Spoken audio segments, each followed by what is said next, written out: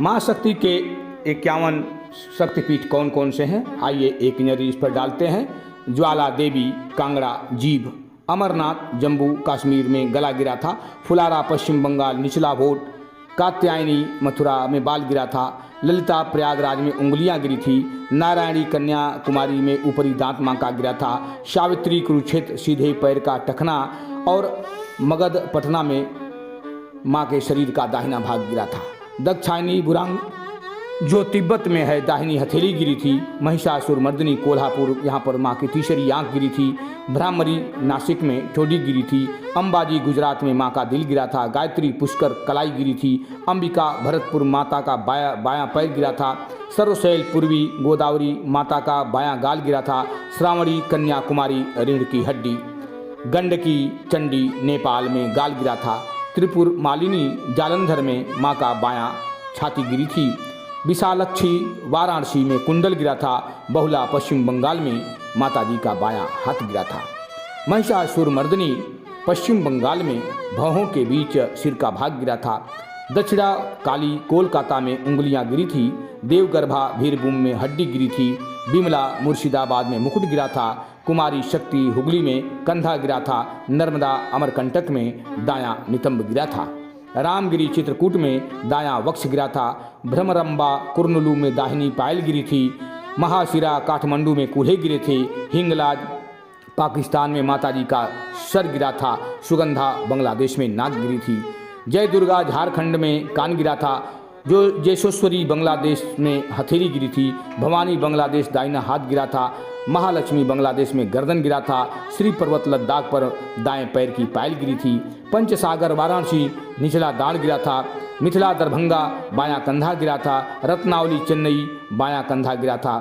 काल माधव अन्नपुर बायां नितंब गिरा था, नागपुसरी श्रीलंका में पायल गिरी थी,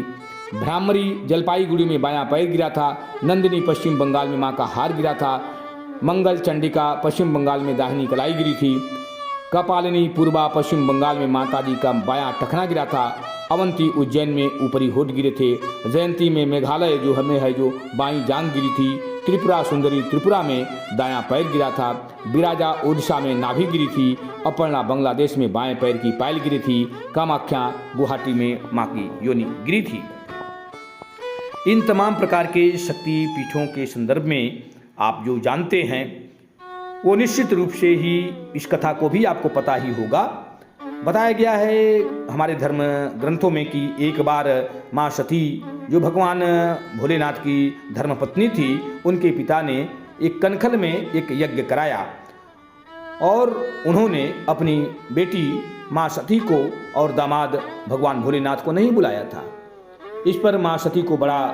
दुख हुआ और वे भगवान भोलेनाथ से बोली कि मैं जाना चाहती हूँ। भगवान भोलेनाथ ने कहा कि आप मित्र के यहाँ, आप अपने पिता के यहाँ बिना कहे भी जा सकती हैं। तो माताजी गई और वहाँ पर जा कर के उन्होंने भगवान